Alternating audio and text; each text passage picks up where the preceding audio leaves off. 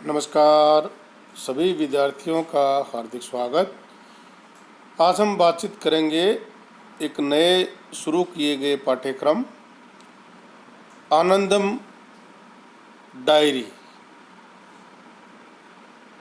बहुत से प्रश्न, बहुत से सवाल विद्यार्थियों द्वारा किए जा रहे हैं कि सर आनंदम डायरी किस प्रकार से तैयार करनी है, आनंदम डायरी का फॉर्मेट क्या होगा और उसको लिखने की हमारी प्रक्रिया क्या होगी, इसके बारे में सवाल किए जा रहे हैं।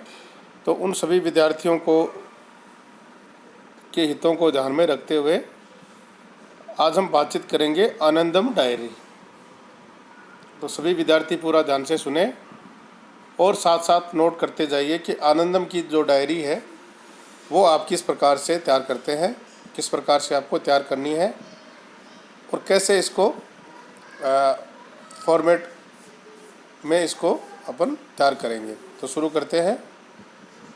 आनंदम डायरी 70/2020-21 से BA, BCom, BSc part first के जो विद्यार्थी हैं और इसी के साथ एमए, एमएससी और एमकॉम पूर्वार्ध यानी प्रीवियस ईयर के जो विद्यार्थी हैं उनके लिए एक नया पाठ्यक्रम, एक नया विषय अनिवार्य रूप से शुरू किया गया है और उस पाठ्यक्रम का नाम है, विषय का नाम है आनंदम। ये एक अनिवार्य विषय है जिसमें विद्यार्थी को परीक्षा नहीं देनी है। जो पाठ्यक्रम शुरू किया गया है इसमें विद्यार्थी को कोई परीक्षा नहीं देनी है, बल्कि सामाजिक गतिविधियों के माध्यम से कार्य करते हुए 2 प्रकार की गतिविधि उनको संपादित करनी है और उन दोनों गतिविधियों के माध्यम से जो कार्य किया जाएगा उन कार्यों के आधार पर उनका मूल्यांकन करके और इस पाठ्यक्रम में उनको उत्तीर्ण घोषित किया जाएगा। इसमें 2 प्रकार की गतिविधियां होगी आपकी, व्यक्तिगत गतिविधि और सामूहिक गतिविधि। व्यक्तिगत गतिविधि की बात करें तो व्यक्तिगत गतिविधियों के अंतर्गत विद्यार्थी को एक डायरी तैयार करनी है। अब प्रश्न ये है कि डायरी किस तिथि से तैयार करनी है और कब तक तैयार करनी है। तो देखिए, विद्यार्थी का जिस तिथि को महाविद्यालय में प्रवेश होता है, उस विद्यार्थी का एडमिशन होता है, उसके नेक्स्ट डे से विद्यार्थी को अपनी डायरी तैयार करनी है और जब वो महाविद्यालय में डायरी आपको जमा करवानी है, तिथि आपको महाविद्यालय द्वारा बता दी जाएगी। उस तिथि के बीच की जो अवधि है उस अवधि के लिए आपको आनंदम की डायरी तैयार करनी है और जो तैयार डायरी है उस पर मंथ के हिसाब से आपके मेंटर्स के हस्ताक्षर करवाने हैं और उस अवधि का रिकॉर्ड है वो इस डायरी में आपको संधारण करना है। डायरी किसी भी प्रकार की हो सकती है, कोई भी नोटबुक हो सकती है, डायरी हो सकती है, जिसका फॉर्मेट मैं आपको दिखा रहा हूँ। इस प्रकार की डायरी आप रख सकते हैं। अगर इस प्रकार की उपलब्ध नहीं है तो इस प्रकार की डायरी भी आप रख सकते हैं और छोटी जो नोटबुक आती है उसको भी आप डायरी के रूप में काम ले सकती हैं। इसका कोई निश्चित फॉर्मेट नहीं है कि आपको वही डायरी काम में लेनी है। आप कोई भी नोटबुक जिस पर आप अपनी दैनिक जो गतिविधि है, व्यक्तिगत जो गतिविधि है, उनको नोट कर सके, इस प्रकार का डायरी आप यूज काम में ले सकते हैं।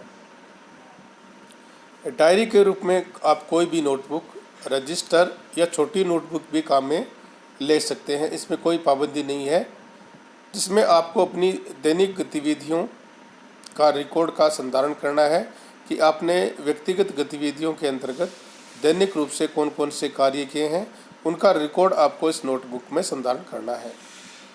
अब बात करें कि इस डायरी के फर्स्ट फेज है, उस फेज पर कौन कौन सी सूचनाओं का संधारण करना है, ये भी बहुत महत्वपूर्ण बात है। तो देखिए, आपको डायरी का जो फर्स्ट फेज है उस पर आप सबसे पहले विद्यार्थी है वो अपने महाविद्यालय का नाम है वो लिखेगा कि आप कौन से महाविद्यालय में अध्ययनरत हैं, उस महाविद्यालय का नाम आएगा और उसके पश्चात आप सेकंड लाइन जो है उसमें आप वर्तमान सत्र यानी किस सत्र में आपने ये डायरी तैयार की है उस सत्र का नाम आएगा, और उस सत्र लिखने के बाद आप अपना नाम लिखेंगे, यानी विद्यार्थी का नाम आएगा, और विद्यार्थी के नाम के बाद विद्यार्थी की कक्षा और उसका वर्ग, यानी आप बीकॉम पार्ट फर्स्ट में हैं तो आएगा बीकॉम पार्ट फर्स्ट वर्ग, यानी कौन से सेक्शन में हो, ए हो, बी या सी में, किस सेक्शन में उस सेक्शन को आपका उसमें अंकन करना है।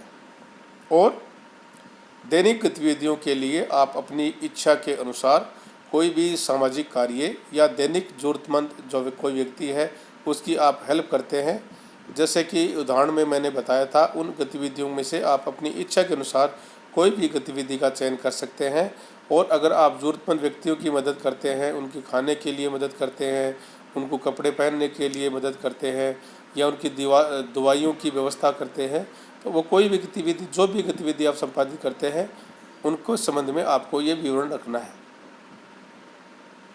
ये देखिए डायरी का फर्स्ट जो पेज होगा, जिसमें सबसे पहले ऊपर आपको दैनिक डायरी लिखना है साफ साफ अक्षरों में, और फिर महाविद्यालय का नाम आएगा, 70 जैसे मैंने लिख दिया है 2020-21, और नेक्स्ट जो आएगा विद्यार्थी का नाम। उदाहरण के लिए जैसे मोहित कुमार है तो विद्यार्थी का नाम आ जाएगा मोहित कुमार, और विद्यार्थी की कक्षा जैसे बीकॉम भाग प्रथम ए सेक्शन, और अवधि किस अवधि से लेकर किस अवधि तक आपने ये डायरी तैयार की है। तो विद्यार्थियों को जिस अवधि से आपने जिस डेट को आपका एडमिशन हुआ है उस डेट को लगा लीजिए, और जब आप जमा कराएं उससे पहले की डेट आप उसमें अंकित कर सकते हैं।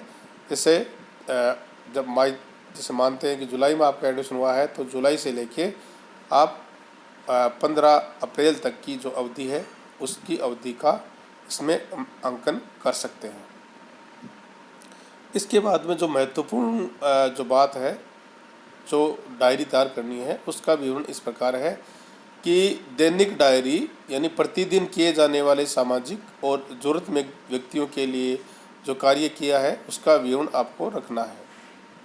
तो इसमें फॉर्मेट आपको इस प्रकार से तैयार करना है कि सबसे जो पहले कॉलम आएगा वो आएगा डेट का, कि आप किस तिथि को कौन सा कार्य किया। सेकंड जो कॉलम होगा वो किया गया कार्य, कि आपने कौन कौन सा कार्य किया है उस कार्य का अंकन आपको यहाँ पर करना है। और फिर आपको 2 कॉलम रखने हैं, एक में विद्यार्थी के हस्ताक्षर होंगे और एक में मेंटर्स के हस्ताक्षर होंगे, और ये डेट वाइज आपको कार्य करना है।